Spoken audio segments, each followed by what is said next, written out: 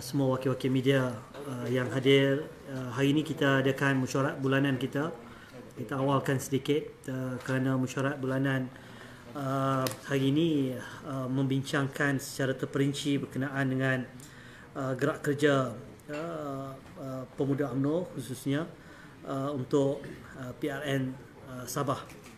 Pertama, saya ucap terima kasih kepada kepimpinan Barisan Nasional kerana menampilkan ramai orang-orang muda dalam senarai calon pada kali ini, termasuk juga wakil-wakil daripada pemuda UMNO Sabah sendiri.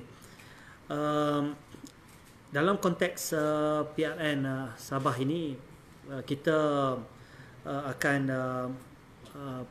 memanfaatkan segala jentera kita yang akan memfokuskan gerak kerja seperti mana template kita di Kimanis. Kita akan mendekati pengundi-pengundi muda 40 tahun ke bawah, maknanya daripada 21 tahun ke 40 tahun. Seperti mana yang kita lakukan di Kimanis berasaskan di pusat-pusat daerah mengundi. Dan program-program kita pun akan program-program yang bersifat terfokus. Ini adalah strategi yang kita telah berjaya laksanakan di Kimanis dan akan digunakan dalam konteks pilihan raya negeri Sabah. Dalam konteks pilihan raya negeri Sabah ini juga sebenarnya banyak isu-isu tempatan yang akan diperjuangkan. Dan kita serahkan kepada kepimpinan pemuda Sabah terutamanya untuk menjuarai isu-isu ini, dan mereka ini akan kita tonjolkan sebagai jurucakap dan juga sebagai penceramah-penceramah utama. Di peringkat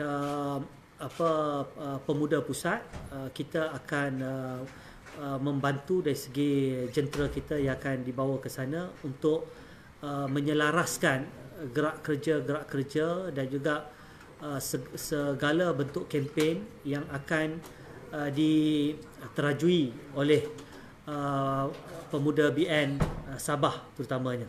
Jadi ini adalah antara perkara yang kita telah selaraskan sejak sebulan yang lalu. Kita berulang-alik ke Sabah.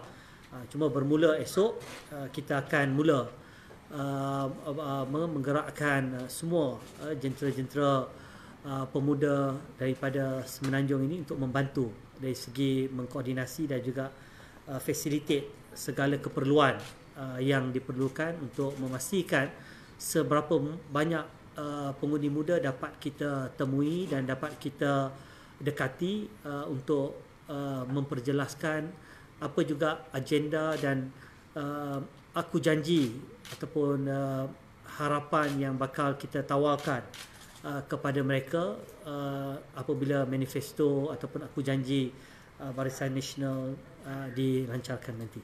Okay. Saya juga nak mengambil kesempatan di sini untuk mengulas juga, sebenarnya banyak yang bertanya berkenaan dengan isu Viviana ni. Sebenarnya isu Viviana ni kita harus melihat dalam perspektif yang lebih besar. Dia sebenarnya telah banyak membuka mata kita berkenaan betapa buruknya jaringan telekomunikasi dan keterbatasan capaian internet sehingga menyukarkan proses pembelajaran beliau. Maknanya Viviana ni dia hanya mewakili apa yang cerminan kepada apa yang berlaku di banyak tempat sebenarnya di seluruh Malaysia. Tanpa suara Viviana, mungkin isu jurang digital tidak akan hangat dibincangkan seperti sekarang.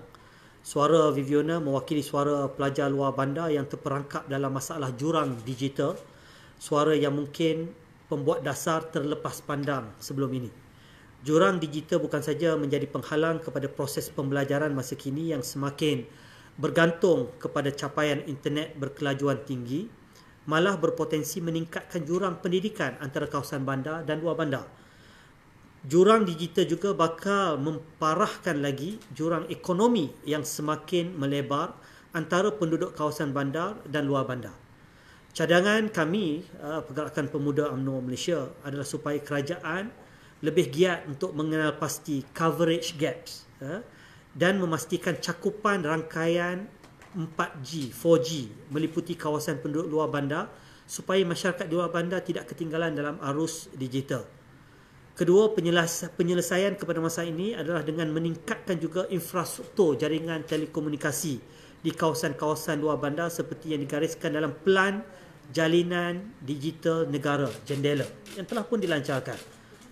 Dan akhir sekali, pertimbangan kepada pelaburan bagi pembinaan infrastruktur untuk menyelesaikan masalah jurang digital ini hendaklah dibuat berdasarkan sejauh mana ia dapat membantu meningkatkan kesejahteraan rakyat di luar bandar, bukan hanya bersandarkan pada keuntungan semata-mata. Ini antara 3 perkara yang menjadi keprihatinan gerakan pemuda, dan kita tidak mahu membincangkan polemik soal siapa yang bersalah dalam hal ini.